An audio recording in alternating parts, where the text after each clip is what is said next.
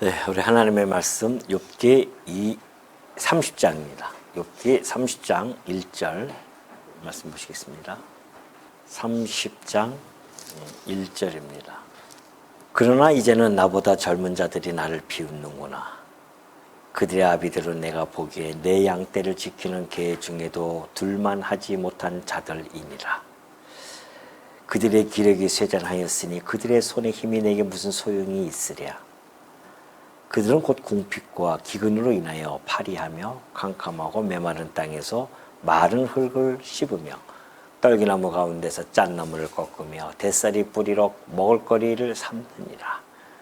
무리가 그들에게 소리를 지름으로 도둑같이 사람들 가운데서 쫓겨나서 침침한 골짜기와 흙 구덩이와 바위 굴에서 살며 떨기나무 가운데서 부르짖으며 가시나무 아래에 모여 있느니라. 그들은 본래 미련한 자의 자식이요 이름 없는 자들의 자식으로서 고토에서 쫓겨난 자들이니라. 우선 8절까지만 봉독해 드렸습니다.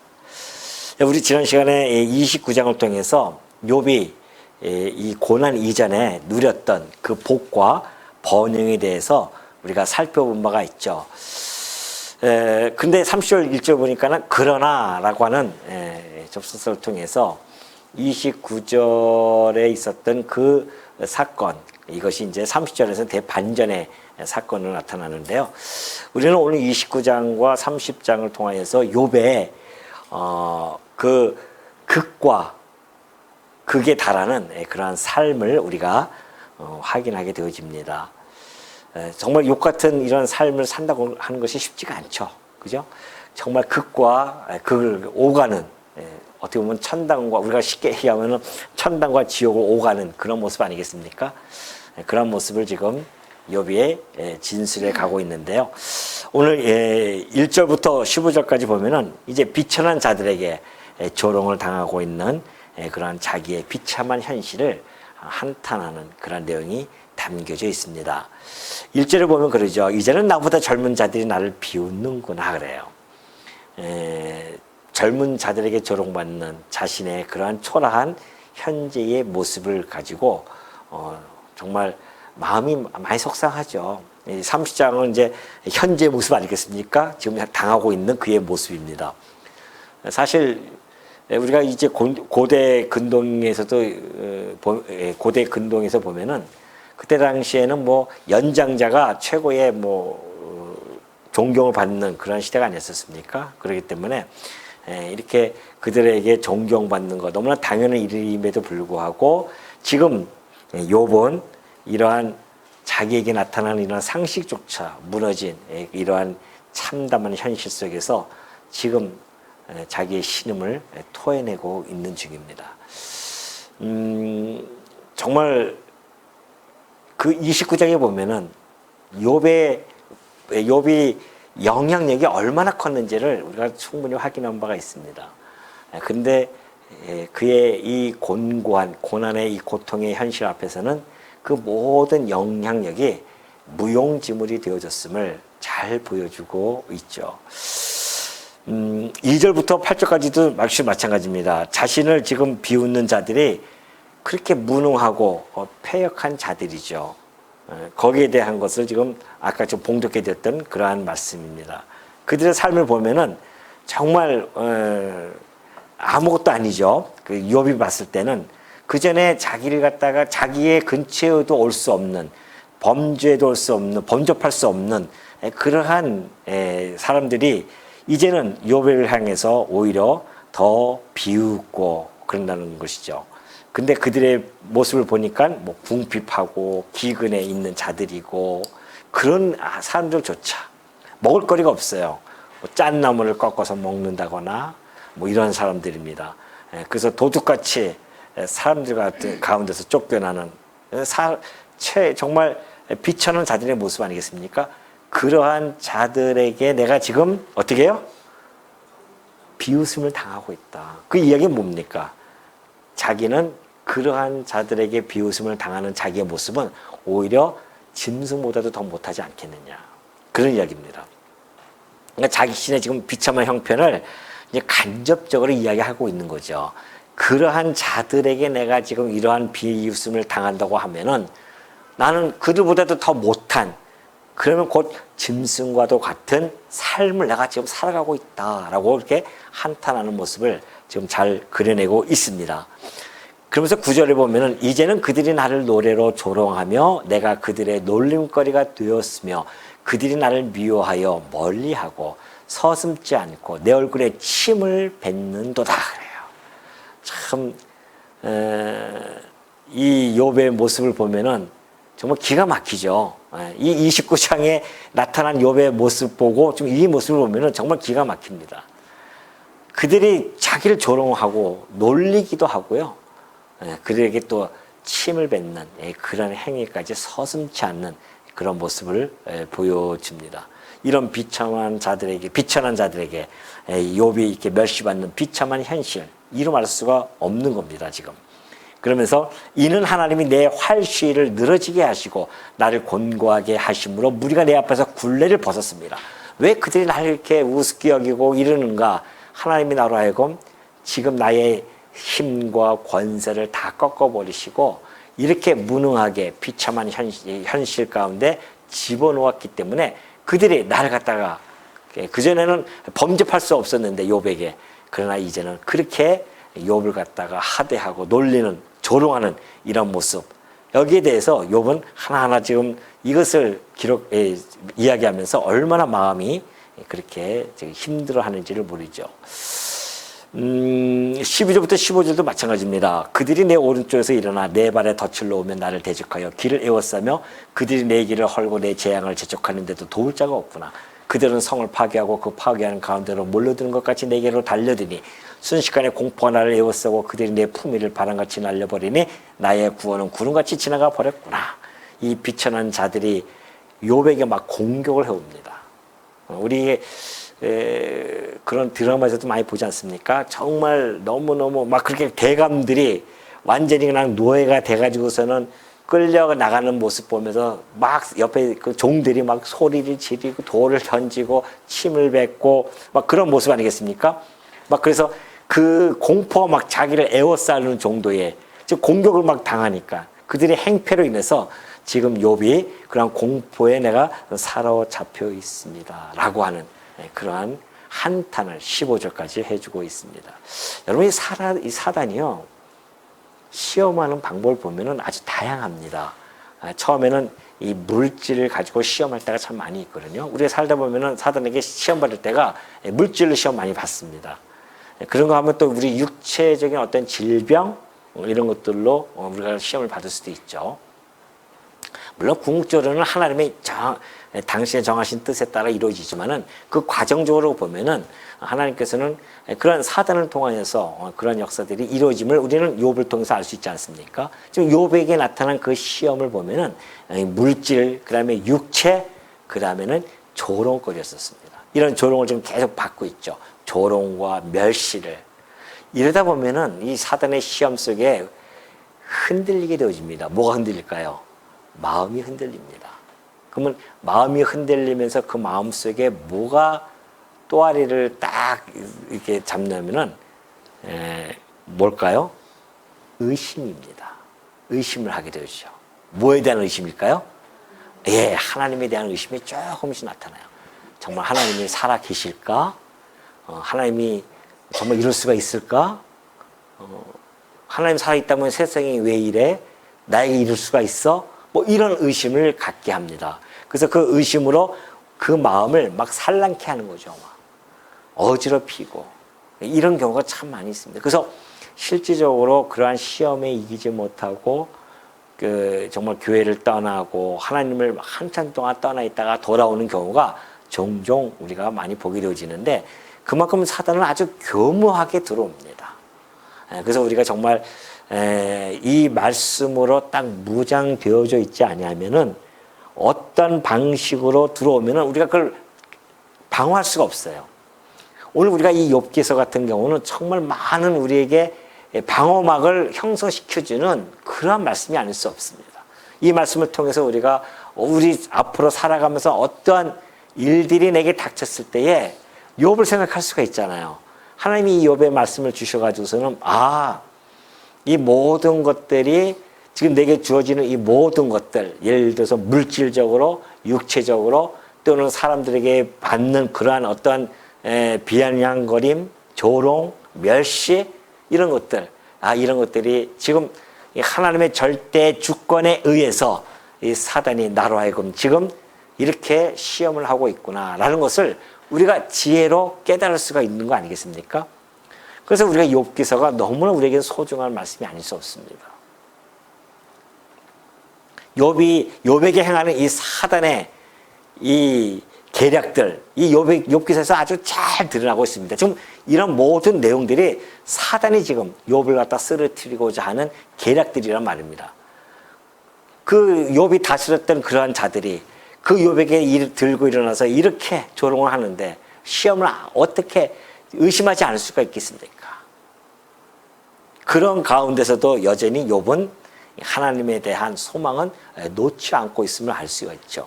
그래서 그가 인내의 용사로서 야고보가 그렇게 소개를 해주고 있는 겁니다. 자, 지금 오늘 우리 이제 이 1절부터 15절을 보면은 욥이 당하는 그런 비참함, 조롱받는 것, 또 비웃음을 받는 것, 멸시받는 것, 이런 모습을 보면서 여러분은 혹시 누구의 삶이 투영되고 있습니까? 그렇겠죠. 당연하죠. 왜냐하면 욥은 예수님에 대한 대표적인 하나의 모형적인 그러한 예표적인 인물이기 때문에 그렇습니다. 아무 까닭 없이 정말 이런 엄청난 재앙 속에 집어넣고 그 재앙 속에서 온갖 고통을 좀 당하고 있지 않습니까? 우리 주님이 바로 그런 모습 아니겠어요? 하나님의 아들로서의 그 영광을 그가 버리고 이 땅에 가장 비천한 모습으로 이 땅에 오십니다. 그리고 정말 그분의 죄 없이 우리의 죄 때문에 그는 정말 모욕과 그리고 조롱과 멸시와 또 배신도 받죠.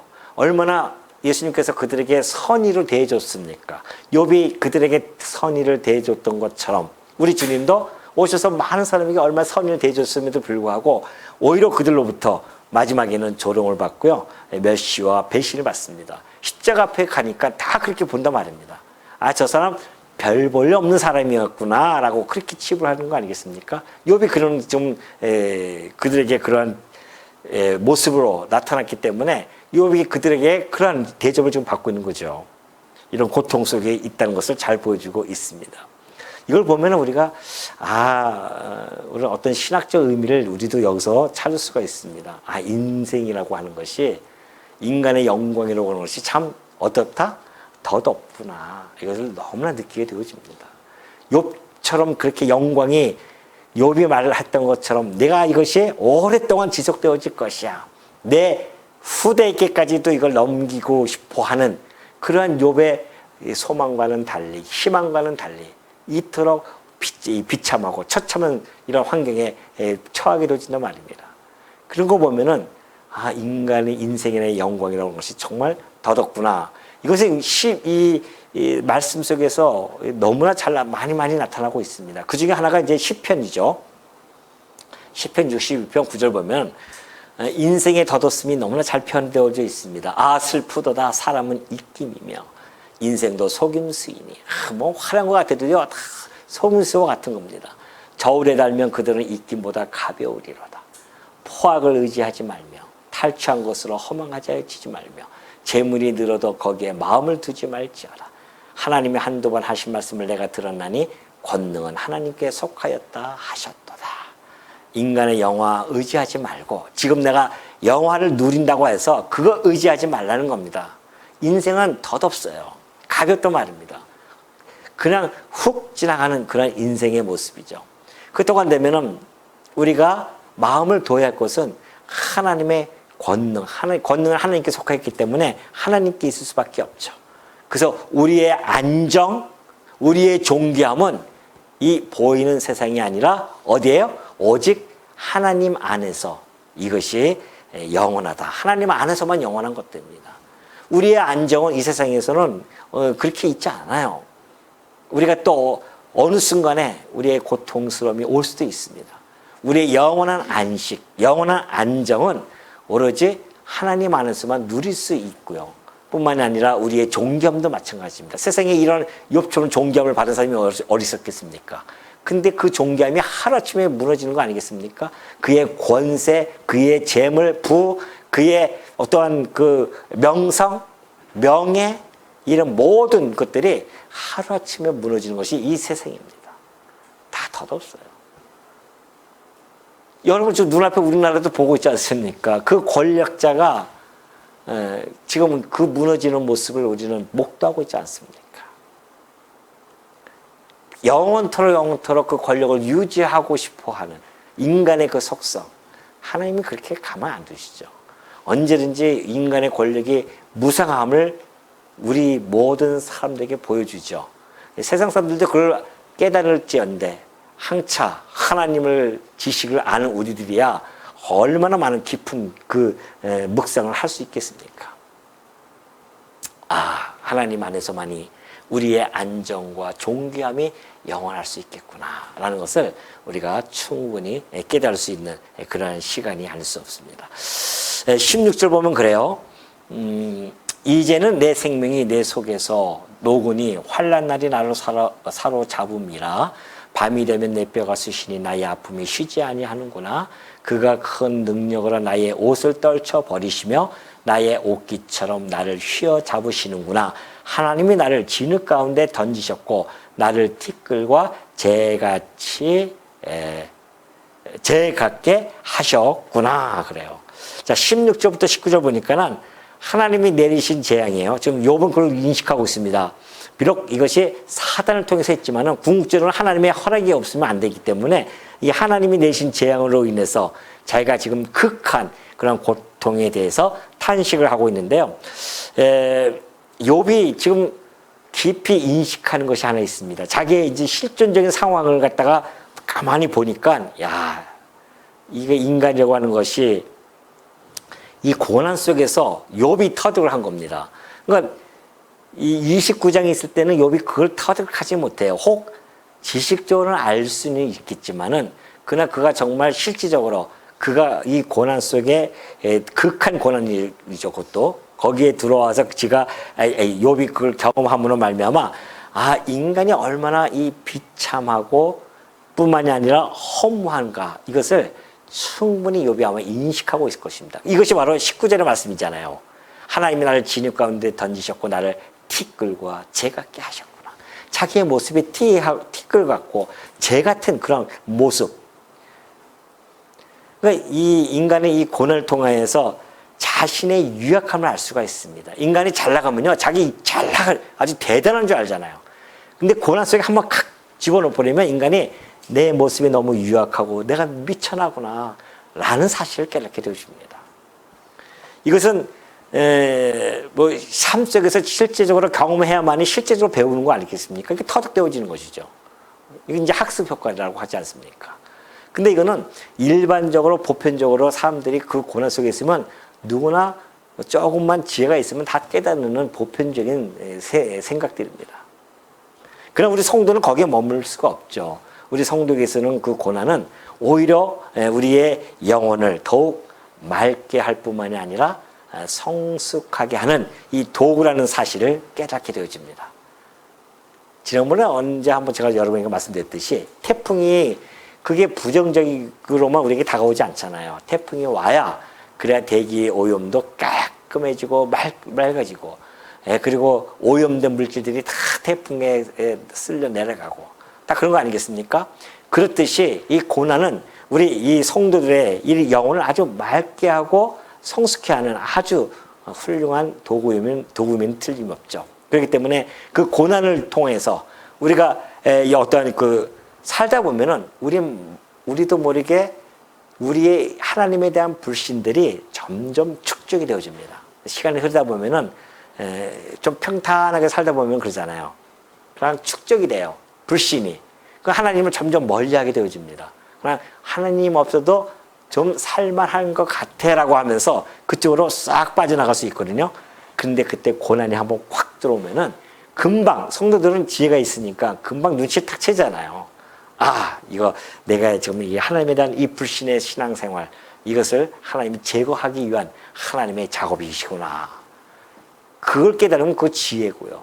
그 하나님께 감사가 나올 수밖에 없습니다. 뿐만이겠습니까? 우리가 살다 보면은 우리의 이 죄악 덩어리들의 그 삶의 모습 속에서 우리 죄된 삶들이 막 터져 나오지 않습니까? 고난 속에서 우리의 죄악의 그 부임물 같은 것들이 싹 조금씩 섞여 나가는 그러한 경험도 우리가 할 수가 있죠. 그렇기 때문에 이 고난이라고 하는 것은 성도에게 이 고난이 왔을 때에 온전히 우리는 하나님을 바라고 또한 신뢰할 수 있는 그러한 신앙의 개혁이 일어날 수도 있을 뿐만이 아니라 신앙의 어떤 성장이 우리들에게 오는 그런 기회임에는 틀림이 없다. 이것이 오늘 욥도 이런 고난을 통해서 하나하나 깨닫고 가는 것이죠. 야, 내가 좀 잘 나가는 줄 알았더니만 이 고난 속에 보니까 하나의 티끌과 이러한 죄와 같은 모습, 존재뿐이 아니었구나라는 것을 아주 정확하게 깨닫게 되어지죠. 자, 20절 보면 그래요. 20절 보면은 내가 주께 부르짖으나 주께서 대답하지 아니하시오며 내가 섰사오나 주께서 나를 돌아보지 아니하시나이다. 주께서 돌이켜 내게 잔혹하게 하시고 힘 있는 손으로 나를 대적하시나이다. 나를 바람 위에 들어 불려가게 하시며 무서운 힘으로 나를 던져버리시나이다. 내가 아나이다. 주께서 나를 죽게 하사 모든 생물을 위하여 정한 집으로 돌려 보내시리이다.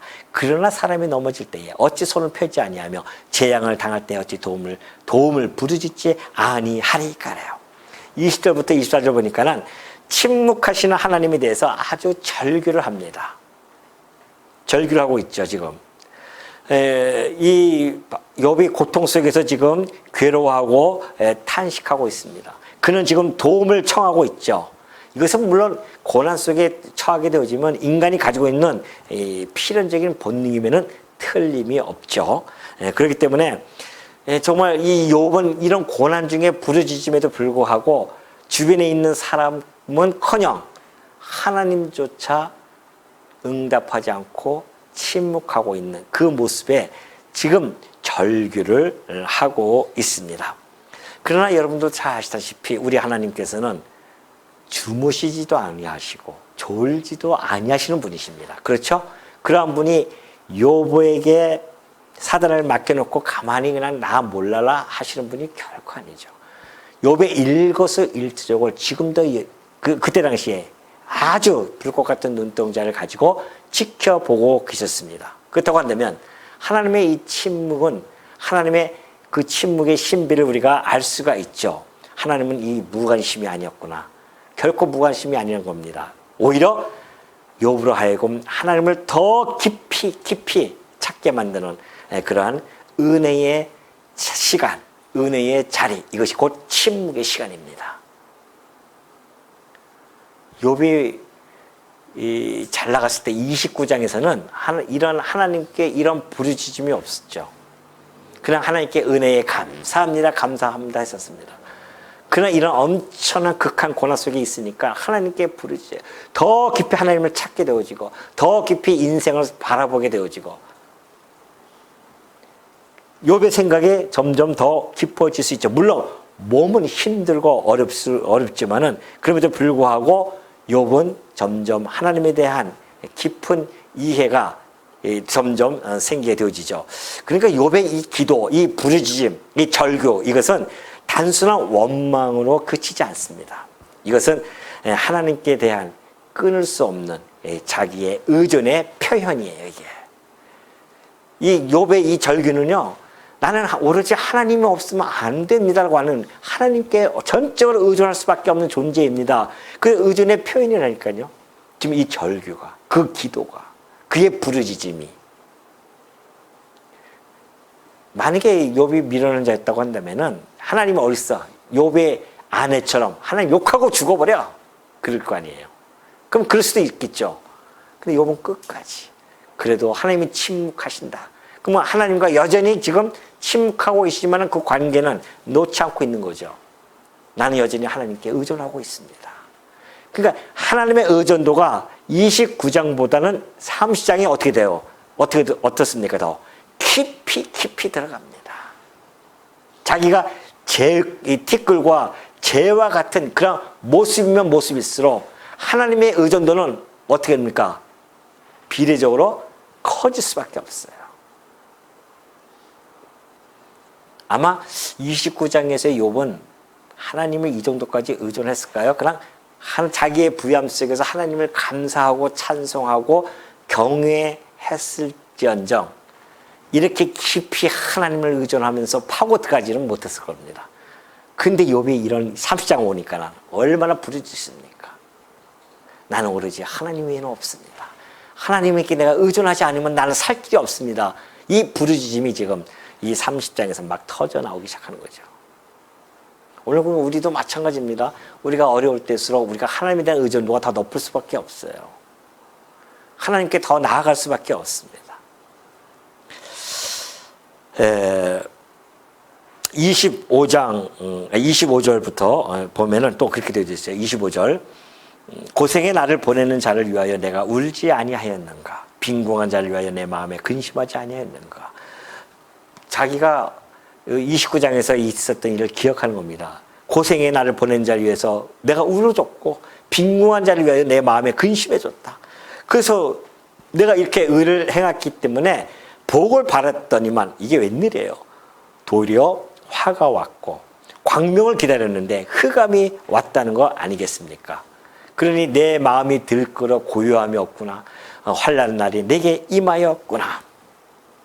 욥은 정말 의롭게 살려고 애썼습니다. 그 의롭게 행동했음에도 불구하고 하나님이 복과 그리고 이 광명을 커녕 오히려 화와 흑암을 보내왔습니다. 여기에 대한 혼란스러움이 있는 거죠. 욥이 그런 이야기죠. 이 만약에 인과응보라고 한다면 어찌 이럴 수가 있겠습니까? 상성벌악이라고 한다면 어찌 이럴 수 있겠냐 말이죠. 자기하고는 전혀 지금 안 맞아요. 지금 자기가 하는 행동에 대해서 그는 상을 받고 그리고 뿐만이 아니라 복도 받아야 할 그러한 형편인데 오히려 자기의 의로운 행동을 했음에도 불구하고 이런 비참한 상황에 빠졌다는 거 도저히 이해할 수가 없죠. 혼란스러울 수밖에 없습니다.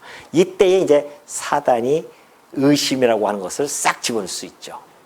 그러나 욥은 인내하면서 여전히 하나님께 의존하는 모습을 보여줌을 알 수가 있습니다. 그래서 욥을 인내의 사람이라고 그렇게 이야기하는 거죠. 28절 보면 그래요. 나는 햇볕에 쬐고도 검어진 피부를 가지고 걸으며 회중 가운데 쬐지 않고도 검어진 피부를 가지고 걸으며 회중 가운데 서서 도움을 부르짖고 있느니라. 나는 이리의 형제여 타저의 벗이로구나. 참 재미있는 표현이죠. 왜냐면은 지금 햇볕에 걸리는 게 아니에요. 지금 몸이 만신창에 되어서 온몸이 다 시커멓게 그리고 이 피부를 갖게 되어지고요. 뿐만 아니라 회중 가운데 아직 부르짖고 있습니다. 부르짖는데 뭐라고 부르짖습니까? 이리의 형제처럼 타조의 벗이로다 그래요. 미가서 1장 8절을 보면요. 참 재미있는 표현이 있어요. 이러므로 내가 애통하며 애곡하고 벌거벗은 몸으로 행하며 들깨같이 애곡하고 타조같이 애통하려다 그래요. 그러니까 들깨 곧 이 타조 이러한 종류들이요. 울음소리를 제가 훨씬 들어보지 못했는데 좀 약간 혹시 들어보신 분 있습니까? 없어요? 좀 듣기가 좀 거북하게 그렇게 운다고 하더라고요. 혐오감이 좀 있는 것 같아요. 그렇기 때문에 자기의 이 부르짖음이 일이나 이 타조처럼 그렇게 혐오스럽게 들리는 그런 목소리가 들린다는 거 아니겠습니까? 그만큼 자기는 철저하게 버려진 존재와 같다라고 지금 그렇게 자기를 갖다가 자기의 형편을 지금 이렇게 표현해주고 있는 겁니다. 그래서 나를 덮고 있는 피부는 검어졌고 내 뼈는 열기로 말미암아 탔구나. 욥이 얼마나 뼈가 완전 열기에 의해서 타고 있습니다. 그 고통을 이루 말할 수가 없다는 거 아니겠습니까? 그러면서 31절 내 수금은 통곡이 되었고 내 피리는 애곡이 되었구나. 수금, 피리 가지고서는 즐거움으로 그 노래를 불러야 되는데 오히려 그런 것들이 통곡이 되어지고 애곡이 되어지는 슬픔이 되어지는 이 욥의 이 형편, 지금의 이 현재의 이 고난 이것이 욥이 이토록 힘든다는 것을 설명해 주고 있죠. 그러면서 이제 31장 넘어가면은 이 자기의 왜 이렇게 이렇게 고난 속에 당하지 아니하는 하는 일을 내가 했음에도 불구하고 이렇게 내가 왜 당해야 되느냐라고 하는 것을 다시 한번 또 그가 정리하게 되어지는데요. 오늘 우리는 이 말씀 속에서 여러 가지 생각을 하게 되어집니다. 이 욥기서는요, 전체적으로도 마찬가지지만은 특별히 이 오늘 우리가 29장, 30장, 31장을 통해서 우리가 보여줄 수 있는 것은, 받을 수 있는 것은 우리의 신학적인 지평을 훨씬 넓혀갈 수 있다는 겁니다. 우리가 뭐 여러 가지 뭐 성경 속에서 아주 우리가 신학적인 의미를 많이 얻지만은 특히 욥을 통하여서는 이렇게 실제적인 우리의 삶에 나타나는 현상들도 있을 수 있기 때문에 그렇습니다. 그렇기 때문에 우리가 좀 더 인간의 어떤 덧없음이라든가 이걸 깨닫게 되어지죠, 우리가. 뿐만이 아니라 정말 하나님의 이 침묵은 우리로 하여금 하나님께 더욱 나아가게 하는, 하나님을 더 의존케 하는 그런 하나님의 섭리가 아닐 수 없고요. 뿐만 아니라 또 우리가 이 의인의 고난 속에서 이 하나님의 절대 주권을 또 다시 한번 생각하게 되어지는 이런 우리의 신학의 지평이 열리는 거예요. 막 넓혀지는 거죠. 하나님은 정말 그런 하나님이시구나. 이런 모습들을 통하여서 이제 우리가 이 말씀을 가지고서는 하나님의 절대 주권을 알게 되어졌다고 한다면 그분의 그 주권을 인정할 수밖에 없죠. 그리고 여전히 우리는 그 하나님이 우리의 손을 놓지 않고 그 고난 속에서도 우리를 주목하고 보고 계시다고 하는 그 하나님에 대한 신뢰, 이런 것들, 그 신뢰에 대한 그 신실하심에 대한 신뢰, 이런 것들을 우리가 충분히 알 수가 있고요. 또한 그걸 통해서 우리는 혹 이 땅에 살아가면서 앞으로도 그래요. 과거도 그랬지만은 앞으로도 혹 어떤 일을 당하든 간에, 그죠? 부하든지 또 가난하게 되든지, 때로는 정말 이 공고함 속에 우리가 공고함 속에 처하든지 또는 평안을 누리든지 간에 모든 것들에 대해서 우리가 자족할 수 있고, 뿐만이 아니죠. 우리는 하나님에 대한 절대 주권에 또 순복하는 그러한 성도로서 우리가 앞으로 더욱 신학적인 우리의 생각의 깊이를 깊이 가지시고 하나님의 백성답게 살아가시는 우리 주의 종들 되어 주시기를 당부드립니다.